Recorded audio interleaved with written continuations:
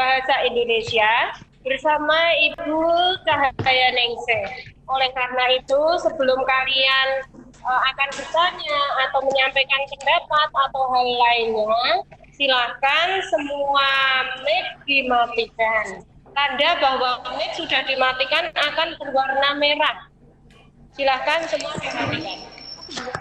Ya, namun demikian kalau kalian nanti belum mematikan, kita juga akan tahu dari admin atau host nanti akan mematikan mic kalian. Monggo Bu Cahaya, silakan dimulai. Ya, baik. Terima kasih Ibu Eni yang telah memandu kita semua untuk kegiatan Pikon hari ini. Assalamualaikum warahmatullahi wabarakatuh. Ya, selamat bertemu kembali anak-anak pada pembelajaran Bahasa Indonesia untuk para siswa kelas 7A. Kita bersyukur Allah memberikan kesehatan, keselamatan kepada kita. Semoga kita senantiasa selalu dalam perlindungan Allah. Baik anak-anak, pada kesempatan kali ini kita akan belajar berkomunikasi melalui surat pribadi dan surat dinas. Ya. Kompetensi dasar yang akan kita pelajari yaitu mengidentifikasi informasi yang berupa kabar, keperluan, permintaan, dan atau permohonan dari surat pribadi dan surat dinas yang dibaca dan didengar, serta menyimpulkan isi yang berupa kabar, keperluan, permintaan, dan atau permohonan surat pribadi dan surat dinas yang dibaca atau perdengarkan. Adapun indikator untuk indikator pada KD yang pertama yaitu 1. Menyimpulkan ciri umum surat pribadi dan surat dinas pada teks yang dibaca dan didengarkan. Yang kedua, mendaftar kata kalimat sebagai ciri surat pribadi dan surat dinas pada teks yang dibaca dan didengar. Untuk indikator yang kedua, yaitu memetakan isi surat pribadi dan surat dinas, serta menjawab pertanyaan berkaitan dengan isi surat pribadi dan surat dinas. Berikutnya pada KD yang ketiga yaitu kita menelaah unsur-unsur surat pribadi, unsur-unsur kebahasaan dalam surat pribadi dan surat dinas, menjelaskan perincian unsur-unsur surat pribadi dan surat dinas, menyimpulkan prinsip penggunaan kalimat paragraf pada surat pribadi dan surat dinas, melengkapi surat pribadi dan surat dinas sesuai struktur dan kaidah kebahasaan, serta indikator yang keempat yaitu menentukan dan memperbaiki kesalahan penggunaan kata, kalimat, ejaan, dan tanda baca. Sementara itu kompetensi dasar yang berikutnya yaitu menulis surat pribadi dan surat dinas untuk kepentingan resmi dengan memperhatikan struktur teks, kebahasaan, dan isi. Adapun indikatornya yaitu menulis surat pribadi dengan memperhatikan pilihan kata, kelengkapan struktur, dan kaidah penggunaan kata, kalimat, tanda baca. Yang kedua, menyunting surat pribadi dari isi struktur bahasa. Serta yang ketiga, menulis surat dinas dengan memperhatikan pilihan kelengkapan struktur dan kaidah penggunaan kata, kalimat, tanda baca, dan ejaan. Nah, ini anak-anak yang akan kita pelajari berkaitan dengan surat pribadi dan surat dinas. Nah, masih ada satu lagi yaitu menyunting surat pribadi dan surat dinas dari segi isi, struktur, dan bahan. Nah, berkaitan dengan surat pribadi dan surat dinas, memang untuk surat pribadi bahwa dewasa ini pemakaian gadget memengaruhi terhadap aktivitas dalam menulis surat. pada saat ini kegiatan tulis menulis surat tidak lagi seperti beberapa tahun yang lalu. Nah, bagaimanapun, apa yang akan kita peroleh melalui kegiatan menulis surat di sini, misalnya surat pribadi, yaitu bahwa anak-anak akan berlatih menulis surat kita dengan bagaimana kita menggunakan bahasa yang sopan, bahasa yang santun di dalam menulis. Kalau kita terapkan menulis WA, menulis line dan sebagainya. Nah, ketika kita nanti menulis surat kita tujukan kepada orang tua, kepada kerabat. Nah, kita kirimkan melalui pos elektronik atau yang lebih kita kenal dengan email. Baik anak-anak, mari kita belajar berkaitan yang pertama yaitu mengidentifikasi surat pribadi. Nah, pernahkah kalian berkirim surat kepada saudara atau teman? Memang saat ini budaya berkirim surat sudah mulai terkalahkan oleh WhatsApp ya, pesan singkat pun sudah terkalahkan ya, oleh WhatsApp, Line atau pesan elektronik lainnya. Namun demikian kita perlu tetap belajar tentang surat pribadi karena suatu saat kita bisa saja harus menulis surat pribadi. Nah, perhatikan contoh surat pribadi berikut. Nah, Yogyakarta, 9 November 2019. Yang terhormat Bunda di rumah. Salam hormat Anda. Apa kabar Bunda? Semoga Ibunda sehat selalu dan semoga Ibunda selalu diberikan perlindungan oleh Allah. Bunda, Ananda di sini sehat dan baik-baik saja. Ibunda jangan mengkhawatirkan Ananda, insya Allah Ananda bisa menjaga diri dengan baik. Oh iya Bunda, di perantauan ini Ananda sudah punya banyak teman. Mereka semua baik terhadap Ananda. Mereka selalu membimbing Ananda dan selalu memberi Ananda nasihat agar selalu berusaha keras dan pantang menyerah. Selain itu, teman-teman Ananda yang baik, Bunda tidak usah terlalu memikirkan Ananda. Ananda meminta restu Bunda dan mendoakan agar Ananda di perantauan ini sukses. Sebenarnya Ananda sudah kangen merebahkan kepala Ananda di pangkuan Bunda, tapi Ananda masih belum bisa pulang.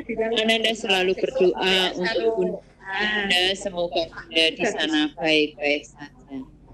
Ananda baru merasakan bagaimana rasanya jauh dari seorang ibu. Kasih sayang Bunda tak terhingga kepada Ananda. Ananda berharap bisa segera pulang dan ingin segera berbakti kepada Bunda, walaupun Ananda tahu bakti Ananda takkan untuk membalas kasih sayang Bunda. Udah dulu ya Bunda, jaga diri baik-baik dan sekali lagi Ananda di sini baik-baik saja. Ananda tak ingin Bunda terlalu mengkhawatirkan Ananda. Salam bakti untuk Bunda. Hormat Ananda Mutiara. Nah, bagaimana tanggapan kalian setelah membaca surat pribadi tersebut? Mengasihkan bukan? Bisa menyampaikan curahan hati kepada Bunda melalui surat. Nah, setelah kalian membaca surat pribadi tersebut, apa yang dapat kalian simpulkan tentang ciri-ciri surat pribadi? Coba kalian cermati, kalian simaklah baik-baik tayangan tadi yang baru saja Ibu Cahaya sampaikan. Anak-anak sudah menemukan? Mari kita bandingkan dengan jawaban berikut. Berikut ini kalian akan diajak untuk mengenali ciri-ciri surat pribadi. Nah, surat pribadi yaitu surat yang dibuat dan dipergunakan untuk kepentingan pribadi. Seperti surat kepada sahabat pena, surat ungkapan kasih sayang terhadap orang tua, dan sebagainya. Surat dapat berupa korespondensi antar sesama teman atau keluarga. Untuk membuat surat pribadi tidak ada aturan baku atau yang mengikat.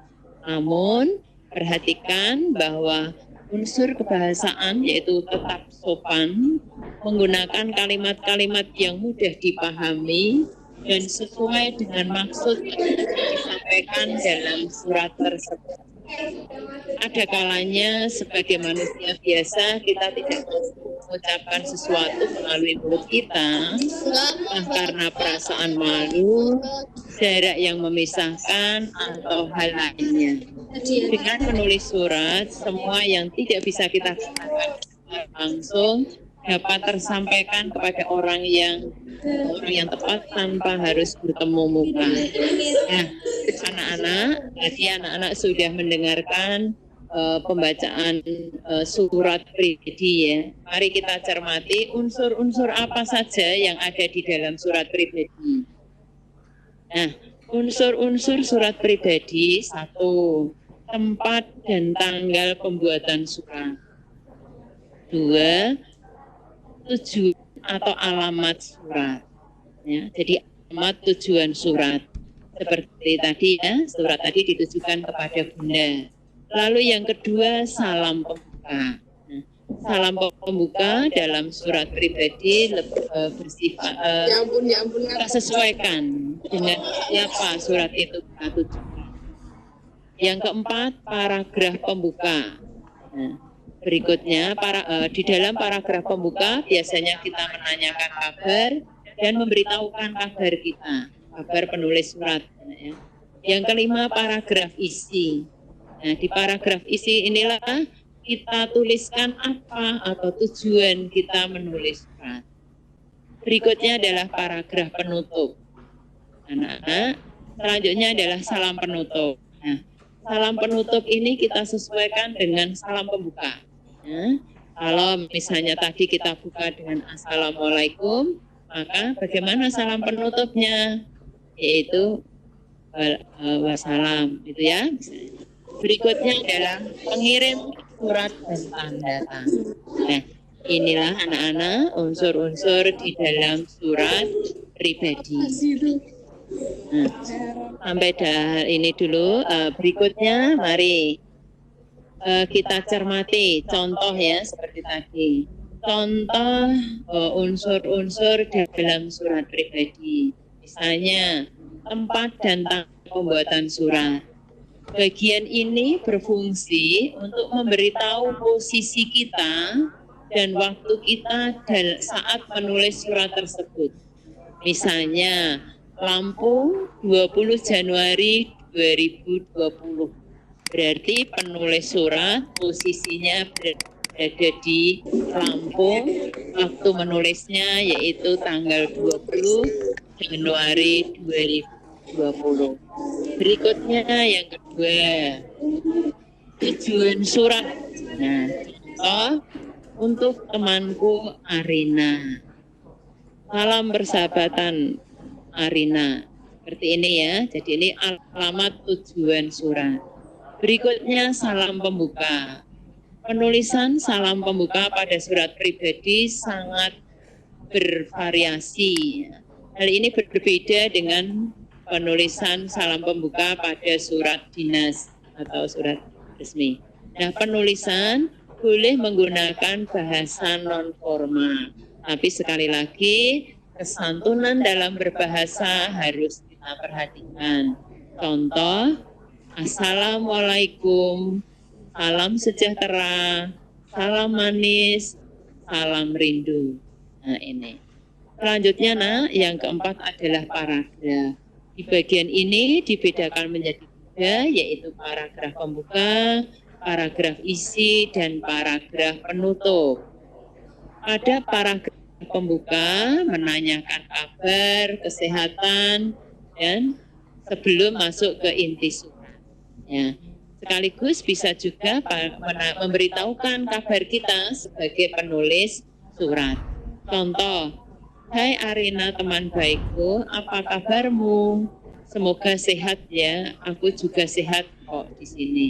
Rasanya sudah lama kita tidak bertemu. Pasti kamu tambah cantik.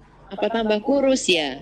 Hehe, kalau aku sih tambah cantik. Nah, ini sebagai pembuka surat. Nah, yang kelima adalah paragraf isi. Paragraf ini berisi maksud kita mengirimkan surat pribadi. Contoh, oh iya Rin, kan kita udah lama nih tidak bertemu. Rasanya aku ingin bercerita dengan kamu dan adikmu Dini. Kebetulan bulan depan ayahku akan pergi ke Bandung selama 3 hari. Bagaimana kalau kita ketemu dan aku nginap di rumahmu selama ayahku kerja? Tapi aku minta bantuanmu untuk menjemputku di halte ya. Aku takut tersesat kalau ke rumahmu sendiri. Aku lupa karena sudah lama nggak ke rumahmu. Nah, ini adalah contoh paragraf isi. Selanjutnya adalah paragraf penutup. Paragraf ini menandakan bahwa kita telah mengakhiri surat. Contoh, Arina, sudah dulu ya. Sampai jumpa bulan depan. Jangan lupa jemput aku. Aku tunggu ya.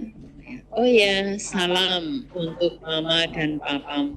Terima kasih. Ini adalah contoh paragraf penutup. Nah, selanjutnya diakhiri dengan salam penutup, yaitu sahabatmu, misalnya seperti itu. Ini anak-anak berkaitan dengan mengidentifikasi surat pribadi.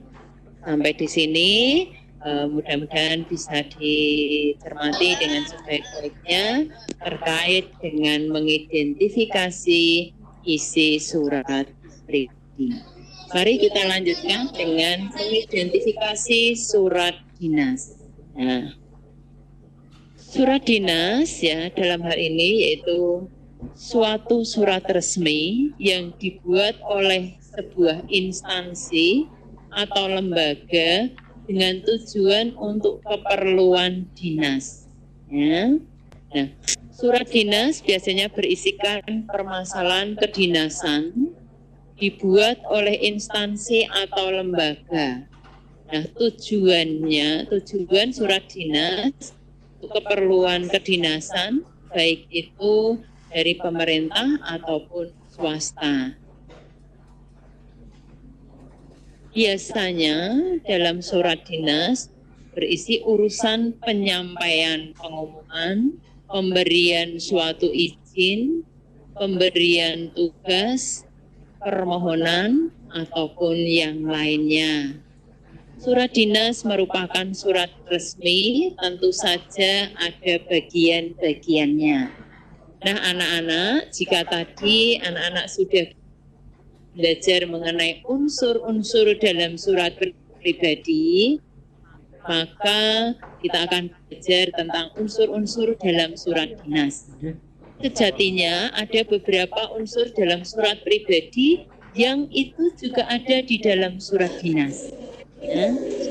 Ada juga unsur-unsur dalam surat dinas yang tidak ada di dalam surat pribadi. Apakah itu? Mari kita cermati. Unsur-unsur dalam surat dinas yang pertama adalah kop surat atau kepala surat. Nah, surat atau kepala surat merupakan bagian teratas dari sebuah surat dinas. Nah, kop surat itu terdiri logo, nama instansi atau nama lembaga, dan alamat instansi atau alamat lembaga. Nama mengacu pada induk organisasi, serta pada kop surat terdapat karakteristik atau ciri organisasi tersebut. Ya. Jadi anak-anak tentu sering ya menerima surat undangan untuk orang tua wali, surat edaran, ya. Nah, dari surat dinas yang kalian terima dari sekolah, paling atas itu ada kop surat. Nah, itu adalah contohnya. Nah, 2 yaitu nomor. Nomor terdiri dari kode, nomor urut surat yang dikeluarkan, kemudian identitas lembaga atau tahun dibuatnya surat tersebut. Nah, untuk nomor surat, tiap-tiap instansi, tiap-tiap lembaga ini memiliki kode masing-masing. Yang ketiga adalah tanggal surat. Terdiri tanggal dibuatnya surat tersebut. Ya. Lalu berikutnya adalah lampiran. Lampiran yaitu lembaran tambahan yang akan dilampirkan. Dapat berupa lembaran kertas lain atau dokumen lain. Jika tidak ada lampiran, biasanya diisi dengan tanda. Ya, ini bisa juga. Lalu yang kelima, perihal atau hal. Perihal ini merupakan isi pokok pada surat dinas, seperti ditujukan kepada hal undangan, hal pemberitahuan, seperti itu. Berikutnya adalah alamat. Ya. Alamat ini dua, yaitu alamat untuk perseorangan atau alamat untuk instansi. Ya, ini. Yang ketujuh yaitu salam pembuka. Salam pembuka dipakai untuk menunjukkan rasa hormat. Ya. Berikutnya isi surat. Nah, di bagian isi surat ini ada yang berupa langsung isi, ada juga di bagian paragraf buka, isi dan penutup. Yang jelas bahwa di dalam isi surat harus sesuai dengan perihal. Ya. Jadi kalau tadi halnya tentang undangan, maka di isi surat ini berkaitan dengan undangan. Yang kesembilan adalah salam penutup. Ya. Salam penutup dipakai untuk menunjukkan akhir dari isi surat. Selanjutnya anak-anak nomor 10, yaitu nama lengkap pengirim surat. Kadang dalam penulisan surat ada juga pihak yang mengetahui. Misalnya anak-anak sebagai sekretaris OSIS membuat surat undangan untuk kegiatan rapat, maka bisa mengetahuinya adalah pembina OSIS. Yang 12 adalah tembusan. Apa itu tembusan anak-anak? Tembusan dipakai jika surat tersebut memang memerlukan tembusan. Tembusan yaitu pihak-pihak yang mendapatkan salinan surat selain yang dialamatkan. Ya. Nah, surat dibedakan berdasarkan tujuannya, ada beberapa. Misalnya surat undangan, surat mengadakan kegiatan, surat permohonan menjadi narasumber, surat pemberitahuan, dan lain-lain. Nah, demikian anak-anak berkaitan dengan mengidentifikasi surat dinas. Anak-anak sudah belajar tentang unsur-unsur yang ada di dalam surat dinas. Jadi tentu dalam surat dinas ini unsur-unsur yang harus kita tuliskan lebih banyak dibandingkan dengan surat pribadi. Yuk kita perhatikan contoh surat dinas berikut.